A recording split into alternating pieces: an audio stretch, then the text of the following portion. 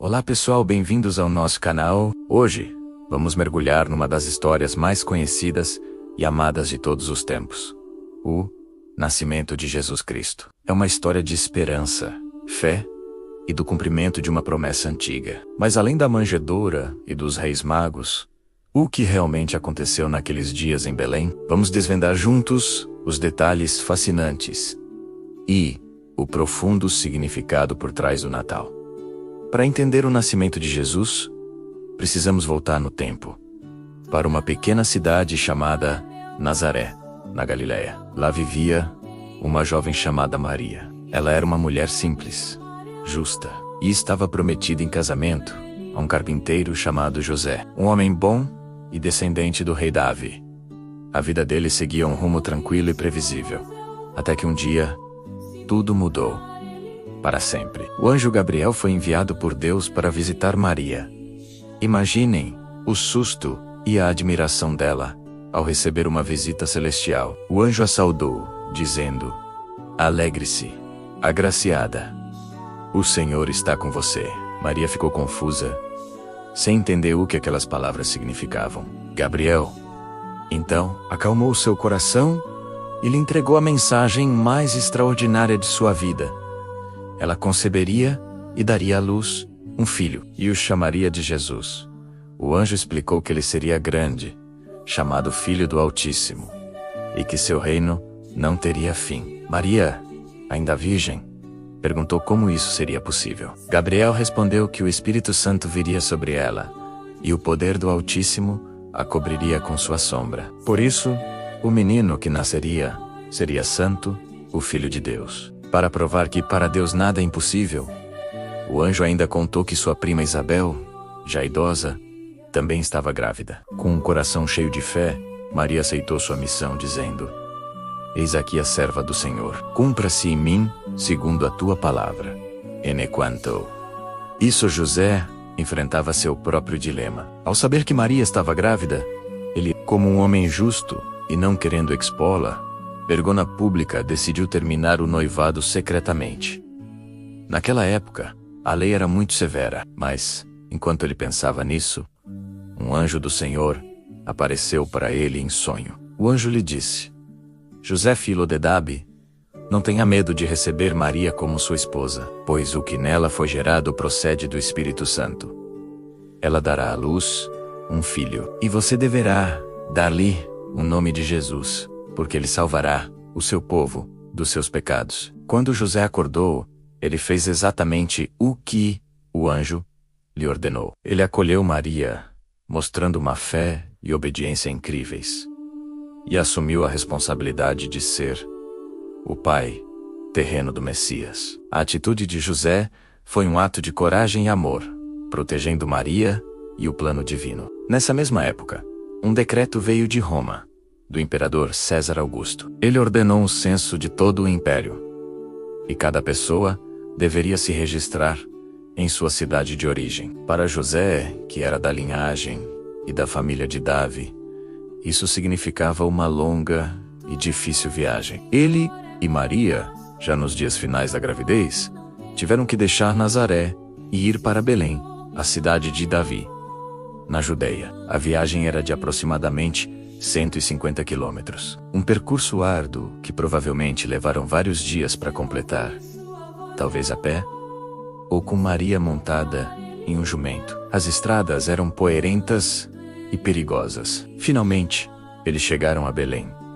A cidade estava lotada por causa do censo. Todas as hospedarias, todas as estalagens estavam cheias. José bateu de porta em porta, procurando um lugar digno para Maria dar à luz, mas não havia lugar para eles. Imaginem o cansaço e a preocupação do casal. Em meio a essa situação, eles encontraram abrigo em um lugar humilde, um estábulo, um lugar onde os animais eram guardados. E foi ali, naquele cenário simples e modesto, que o momento mais esperado chegou.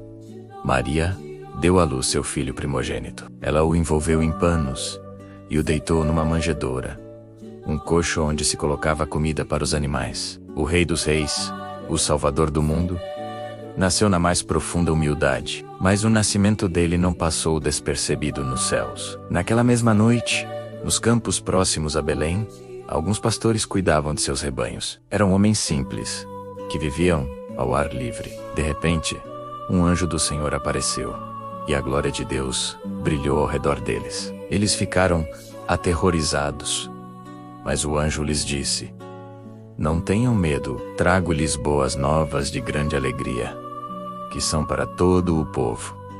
Hoje, na cidade de Davi, nasceu o Salvador, que é Cristo, o Senhor. Isto lhes servirá de sinal.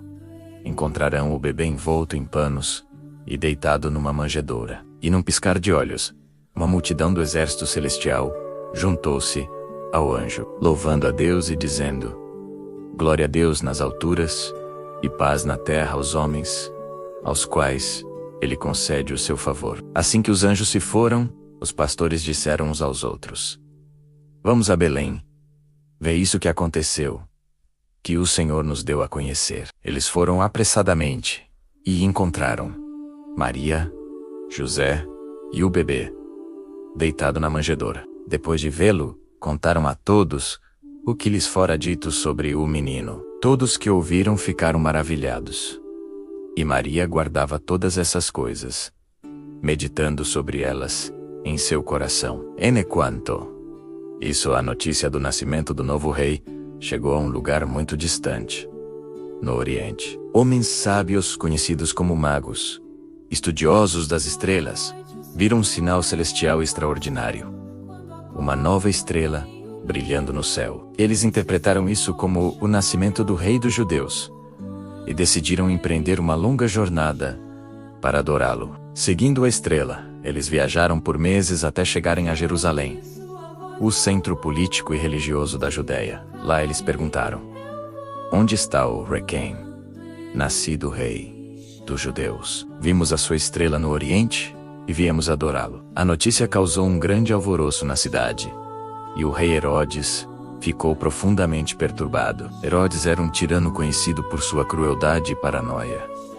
e a ideia de um novo rei era uma ameaça direta ao seu poder. Ele convocou os principais sacerdotes e mestres da lei e perguntou-lhes onde o Cristo deveria nascer. Eles responderam citando as profecias: "Em Belém da Judéia, pois assim está escrito pelo profeta: E tu, Belém, terra de Judá, de forma alguma és a menor entre as principais cidades de Judá, pois de ti virá o líder que como pastor conduzirá Israel, o meu povo."